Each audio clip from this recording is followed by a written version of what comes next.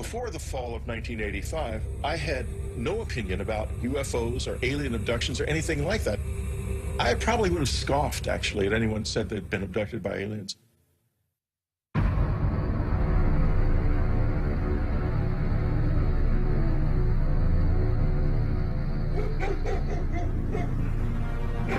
At the time of my first encounter, we had a country house, very isolated. The property butted up against a large state-owned area of 15,000 acres of forest. And it wasn't actually even on any maps at that time. The private road hadn't been included in maps. We had nothing like satellite photos in those days. So we were just kind of off the grid. It's great, honey. I love it. Can I? Yes. We had enjoyed a lovely Christmas at our cabin. We'd had a wonderful time. Hey, the weather report says it's going to snow tomorrow. Yay! Just as traditionally as you can. And it was just a lovely time. Sure.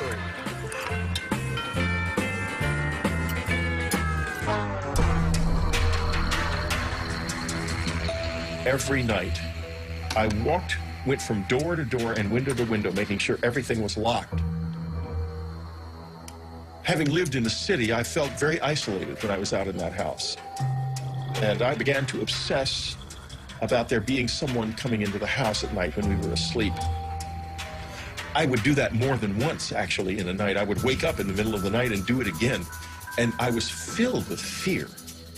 I did not know really why.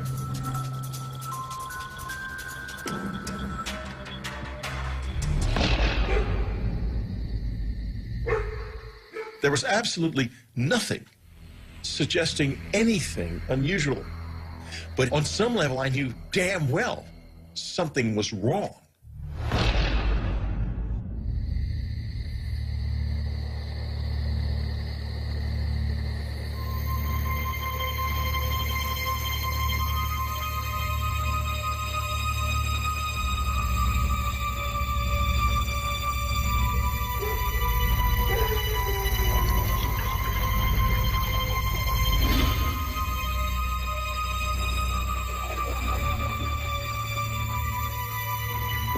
Later, went to bed.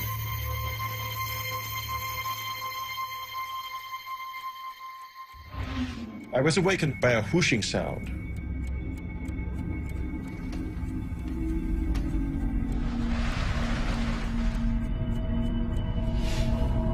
And I heard it. I sat up. Maybe it crossed my mind that it might be the dishwasher. I'd had an alarm system installed in the house, so I was confident that no one could get in.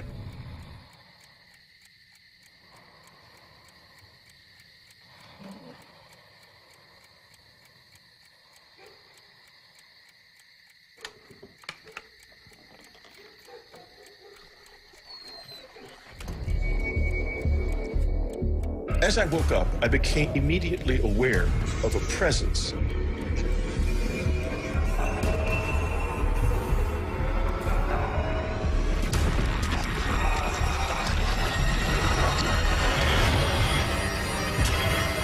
Before I could do or say a thing,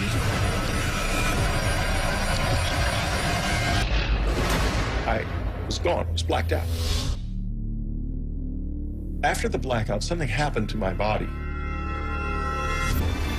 I didn't feel anything. I could feel my core being, my inner self, but there was nothing happening on the surface. I was like paralyzed and I had lost sensation.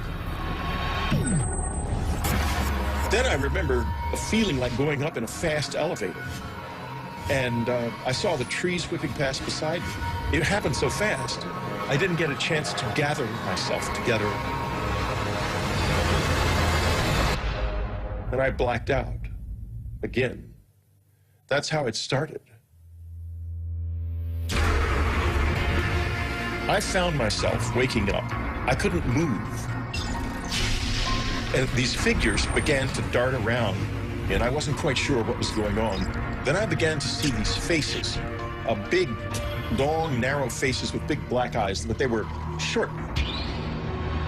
It opened the box, and there was a long, like, needle thing in the box. They said that they were going to put this into my head. and it scared me to death. It was devastating. After they inserted the needle into my head, then the really unpleasant part physically began.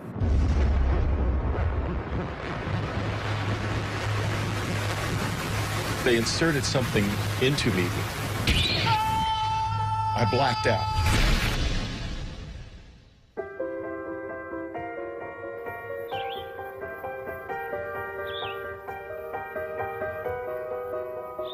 I woke up in the morning, confused.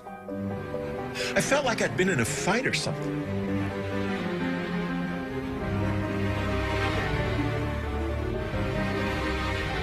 I thought, this can't be true.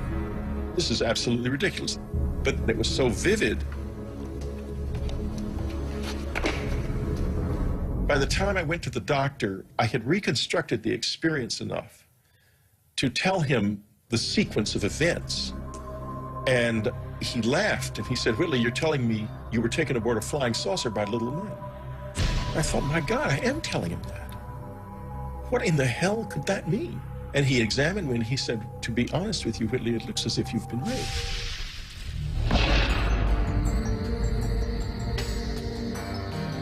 In the weeks following this experience, I was very unstrung. I began to fear that something might happen to my family. I fought with my wife, and I tried to get her to go and live somewhere else with my son where they wouldn't be safe from them. Can I turn on TV? No. We're still having supper right now. But we're not talking. Then concentrate on eating your food. I think I was probably quite short with him at times during that period. I was very concerned about them both. Maybe we should take a trip to the city. Just get out of here for a while.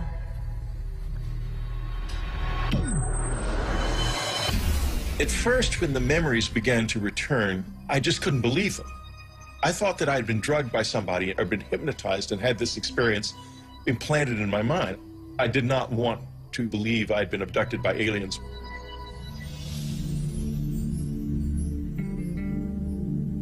I also had done some research by then and found out that there was a lot of UFO activity in the area. In fact, there was, across the Hudson, there was a whole huge flap of the Hudson River Valley UFO sightings, which was still just in the process of ending when this happened to me. And that was only 30 miles away, 30, 40 miles away. My brother had given me for Christmas a book called Science and the UFOs. In it, I found a description of something that was very similar to what happened to me, and I was shocked. But I still was just scoffing at the idea of alien abduction, because at that point, anything but what might have really happened was what I wanted to grasp on. I wanted it to be something I could understand and handle, but I couldn't stop thinking, what if it's real? I want you to focus on my pencil. I was obsessed with continuing because I wanted answers badly. Barely keep them open. And my life just blew up in my face. Stop it, please, stop it. I had a close encounter of the third kind, for sake.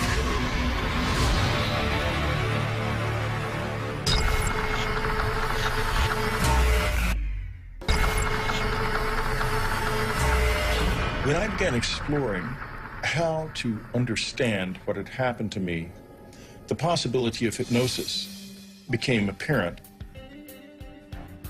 I've never been hypnotized before. I don't know if it'll work on me. Well, let me worry about that. Even under hypnosis, no one's going to make you say anything that you don't want to. Okay? You're the one who's in control. Okay? Okay. All right. I want you to focus on my pencil. And while I do this, I want you to relax. All right. Relax your face. Relax your neck and shoulders. And now I want you to relax your eyes. You can barely keep them open. When I went into hypnosis, what I saw was so vivid and so unexpected.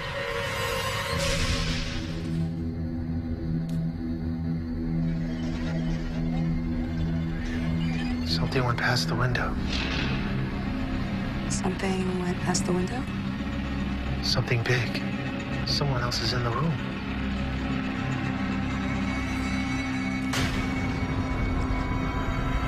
Who the hell is that? Is that somebody there? Can't be. I don't want to be there. I don't want to be there. Oh, God, stop it, please. Stop it. Don't let me take me there. Stop! It's okay, Whitley. Look, you're safe. Okay? And that was why I was so paranoid and unstrung during the October-November period. But I had no conscious memory of it until it burst unexpectedly out in that hypnosis session. What I saw was so vivid and so unexpected to both of us that I basically think there's no way it wasn't a production of memory, not of imagination. Do you want to stop? No. I was obsessed with continuing because I wanted answers badly. I had a close encounter of the third kind. For sake, I can't just ignore this. Okay. Now it's the night of October 4th.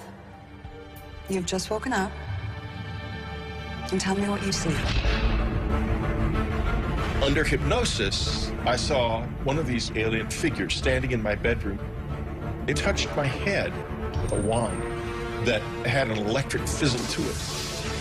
And it flashed terrifying visions. The first one I remember is a vision of my son. Something is happening to him. And I had the impression he was dying or being kidnapped or something at the time, and it was very frightening. The second vision was a vision of my father dying. He died previously of a heart attack. He was already dead. And the sense of sadness I felt was profound. I loved him deeply. There was a third vision involved, an apocalyptic vision, the end of the world and of everything being destroyed, either in a nuclear war or a natural catastrophe of some kind that looked like a war. I remember the sense of despair and helplessness that it brought me.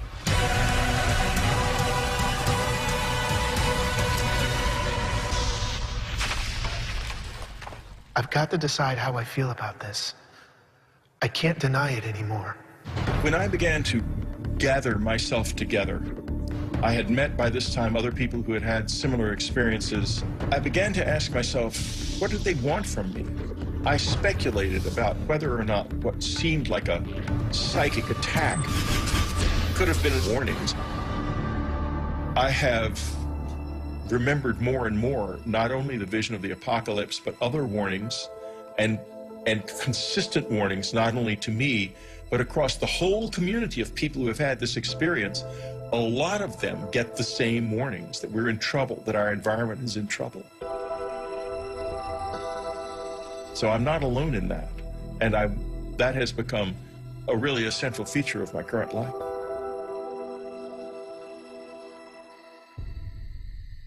In March of 1986, I had what was a seminal moment of change for me in this experience.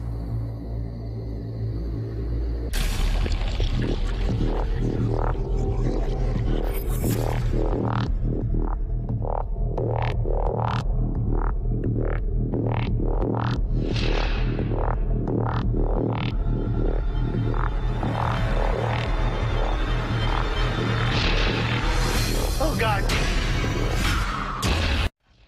In March of 1986, I had what was a seminal moment of change for me in this experience.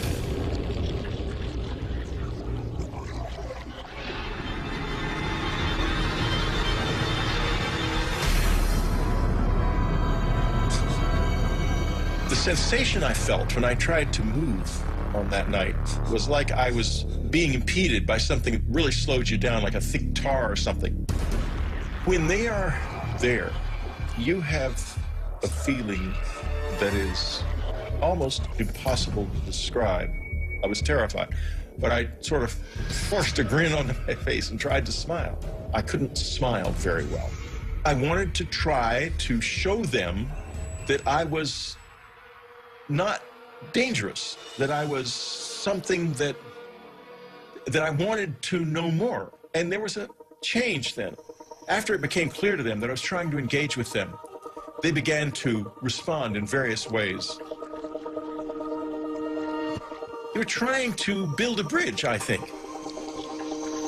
I think that was the first moment when there was any kind of real exchange. I wouldn't say that, oh, this is definitely aliens. I would say that it was real and that we don't know what it was. That I am quite certain of.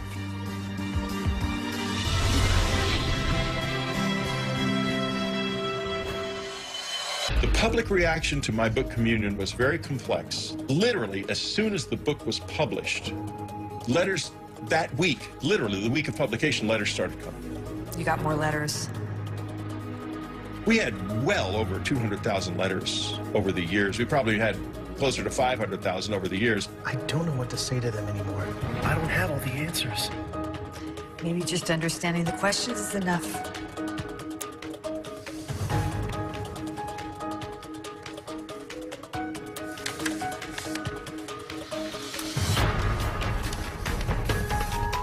After I began to read them, I realized there's something happening on planet Earth that we do not acknowledge.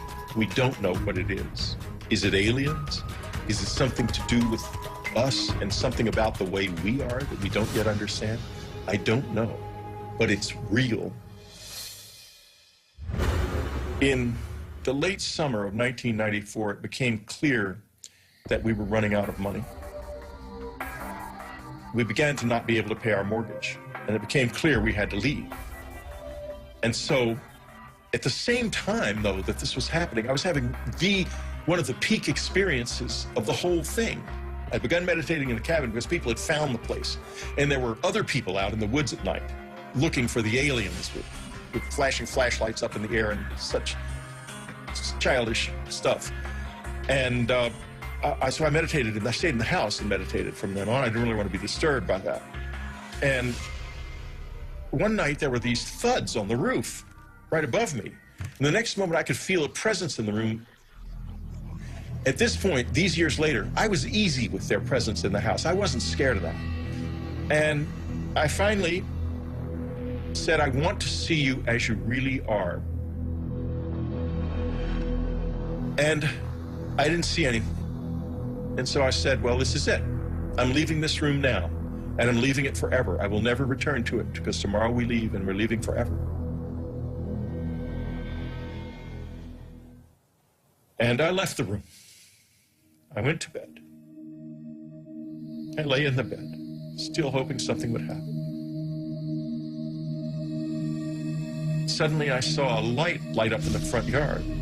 It was a bright, beautiful white light shining on the grass like moonlight, but 10 times brighter. I got up and looked out the window, and this light with rays coming out of it, and the rays penetrated my body, some of them, and I could like taste his presence in the rays. It was the most extraordinarily beautiful experience I've ever had.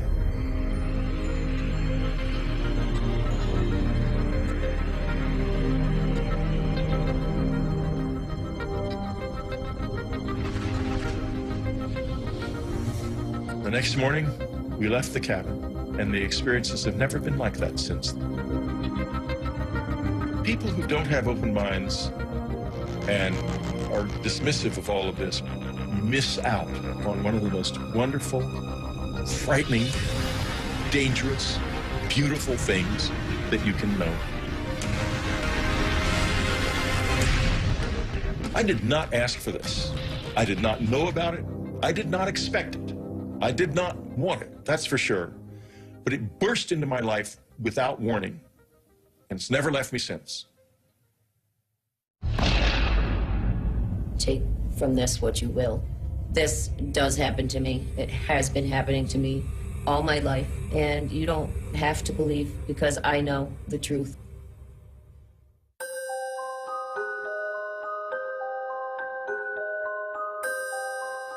My earliest memories of being abducted by aliens were when I was very young, 5, 6 years old. I was living in Ohio, and it was kind of in the middle of nowhere. Our nearest neighbor was a mile or two away. There was, nothing for miles. I would be in my bed, usually. I would hear voices coming down the hallway. The voices were of my parents, so I got comfortable thinking it was my parents. I remember seeing a bright blue light come under the door, and shadows, actually, of something standing outside the door. And I realized that it was not my parents coming in.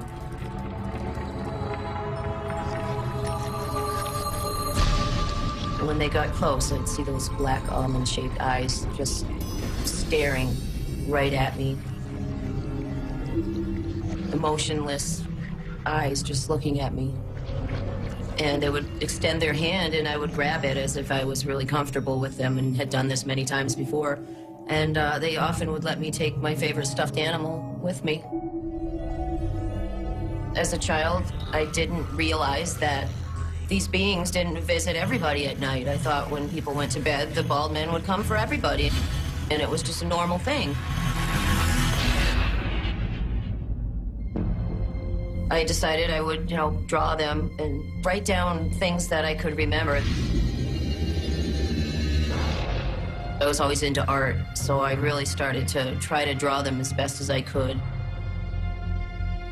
Hey, sweetie. Hi, Mom. What are you drawing? The bald men. What bald men? They're my friends. They come visit me at night. It didn't start to get uncomfortable until I started talking about the bald men to other people, whether it be classmates or family members, and they just said that it's not real, there's no such thing, you're just dreaming.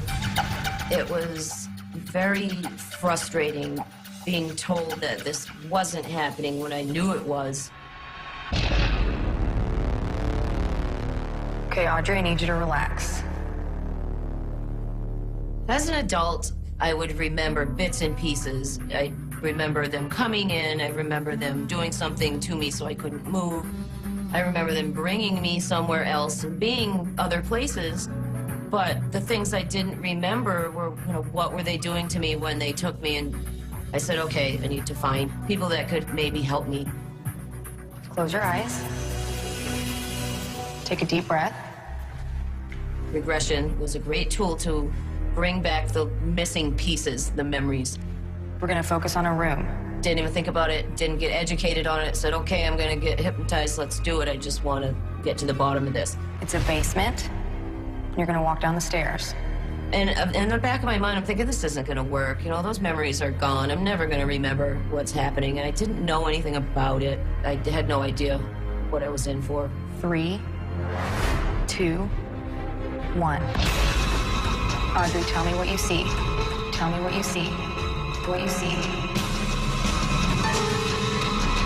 My first hypnosis session was the most traumatic experience that I think I've ever had in my life. I wasn't ready, I think, to see what they were doing. I wasn't ready to accept it.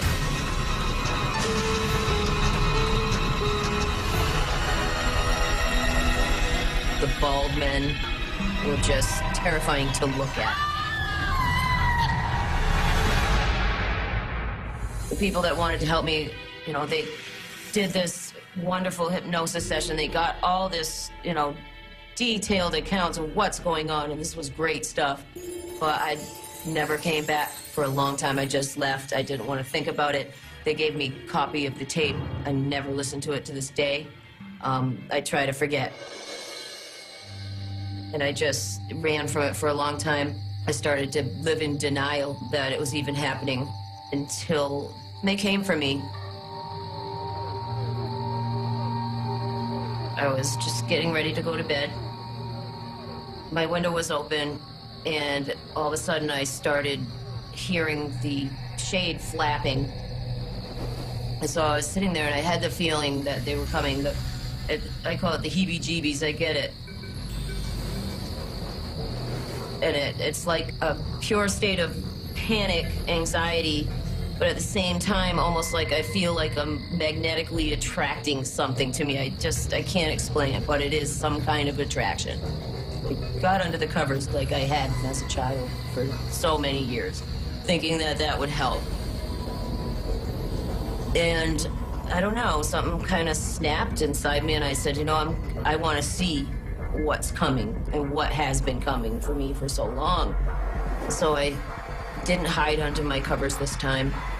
And as I sat there waiting, after the wind came the lights and the humming sound.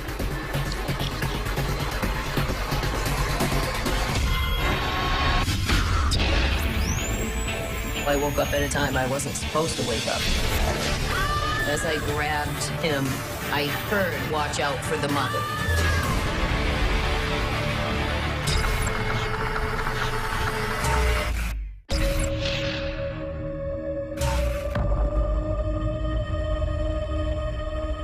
Once the light came into my window, I knew that it wouldn't be long. I started to feel a twitching in my body and my arms moving by themselves, like muscle spasms almost. And then buzzing sounds, real steady. It was a kind of fear I can't even explain. Total confusion, anger, what are they doing? And then, of course, why? Why? I tried to scream so somebody could hear me and maybe help me, and I couldn't. There was no sound that would come out. For some reason, I started to say, I'm gonna fight this. I'm not letting them take me. As I grabbed him, I heard in my head, "Watch out for the mother." And then I let go. I felt something stick me, and it was a burning sensation instantly, to a point where if I moved any muscle, it was like my whole body was on fire. It's weird because they kind of position you the way they want, almost like they can do it with their mind. Once you can't move, they can move you. So as I was levitated off the bed, and I could feel myself moving straight ahead, and I knew straight ahead my dresser was there with a mirror, and it's backed up against the wall. I realized that I was going right through it, and I could see my feet go right through the mirror. I realized that I'm outside, and it was really, really bright. I looked up, and I saw the ship lights. And they started to lift me towards this just enormous craft above my house. It was terrifying, confusing, surreal. Like, this can't be happening to me. And I went close to the ship.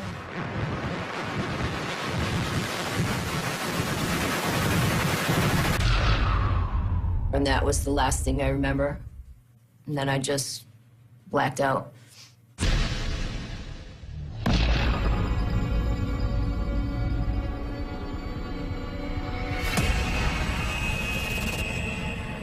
All of a sudden, I was awake and aware. I noticed a man walking around me, and I looked at him, and he looked at me. He felt familiar to me for some reason. He touched me and was no longer a man. At this point, I asked it, and when I say asked, it's completely telepathic. And you somehow know who it's coming from, and even if there's a group of them. Finally, I asked, after all these years, why are you doing this to me? And he said that they were working on altering my DNA. When he was talking to me, he actually cared. And that was a feeling that was really confusing because, of course, if you care, why do you abuse me? If you care, why are you doing this? But then I got to ask him, and he said what he was doing. This was like a breakthrough. I got to talk to him, and it's been years. It's almost like that first question that I got to ask was just the beginning. There was a machine. It was strange looking, but I knew it was some kind of a clock. And it was counting backwards. I heard the words war, and then just blacked out completely. And that's all I remember until, I woke up at some point. I don't know how long it was, but I regained consciousness. I'm still on the table. And they're doing something to me. They had a machine that actually physically came and removed my eye. And when they pulled the eye out, I noticed that there was something coming to where my eye had been into the socket. This big, long needle, they put it into the eye socket, did something.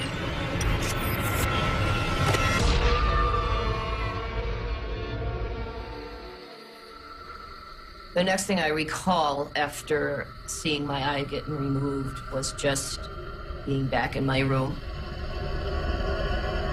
The whole time I'm coming out of whatever they do to me, I would remember bits and pieces. I scrambled to my journal and I wrote down what I remembered. I don't usually even look at my journal because it does tend to bring back a lot of the fear and the emotions. And, you know, sometimes it's meant to be forgotten for good reason. Years later, I started to have physical problems from it and actually had to, you know, undergo various surgeries because of unexplained scarring in my tubes and ovaries and uterus. There was just, you know, the doctors didn't know what it was from. There's just scarring in there. I never told the doctors what I knew it was from. It's not something that you can say, all right, hey doc, you know, this is what's going on, especially back then.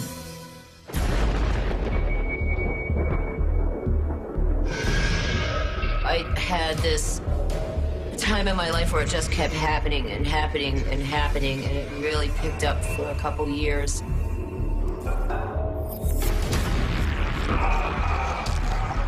This encounter started as it always does. When I woke up, there was one of the Greys standing at the foot of my bed, and I saw him there, and then just blacked out completely.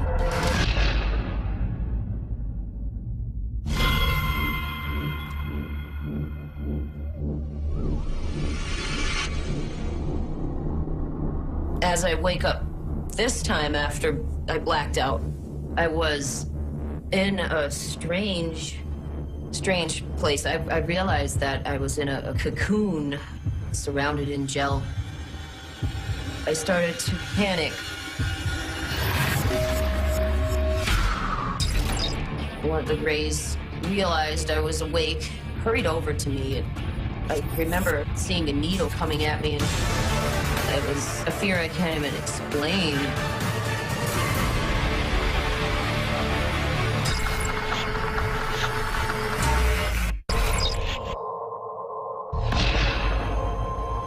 I realized that I was in a cocoon surrounded in gel.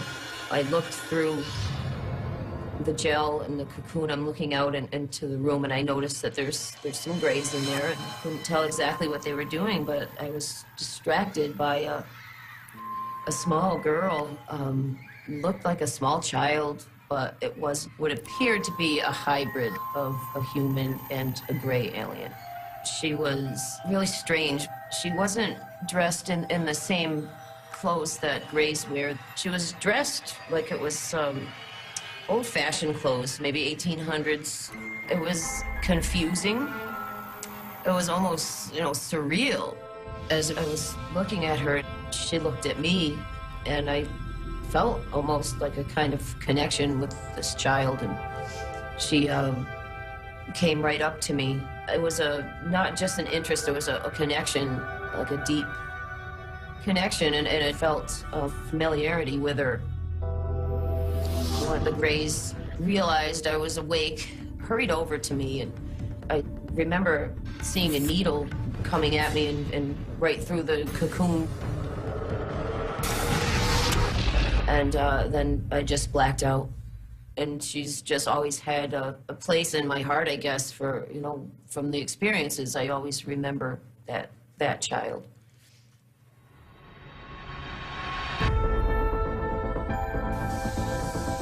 It's like they're preparing us for something that's going to happen in the future to mankind. It's a preparation of sort.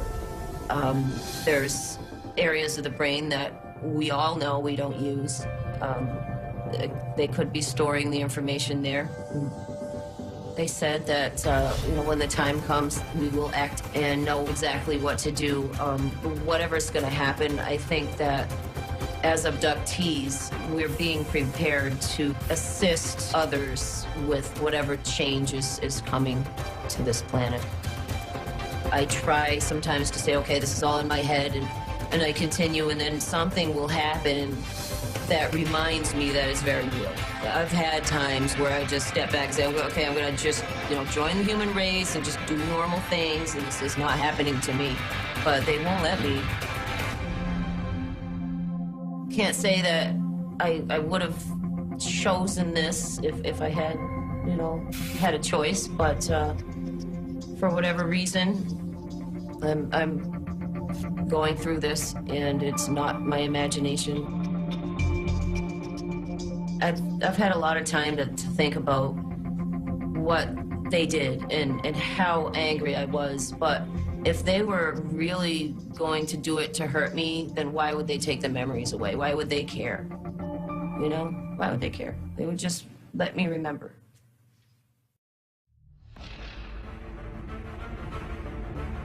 I think that literally everybody is afraid of this. I think it happens to far more people than remember it at all. I see it as a part of the human experience that we cannot acknowledge. Most skeptics and people that don't believe are probably the ones that believe the most. People are eager to reject the things I've written about. And they are so scared of it that they have to put it out there that it's not happening. But when they look up in space at night, I think they really know that there's not a chance that we're the only species here in this universe. And it's an unknown that every single one of us senses is there. And I know that the population of people are being able to start talking about it. It's like there's a worldwide awakening happening right now. That there is something happening on this earth to human beings that is powerful and real, and that we either don't or can't acknowledge, even to this day.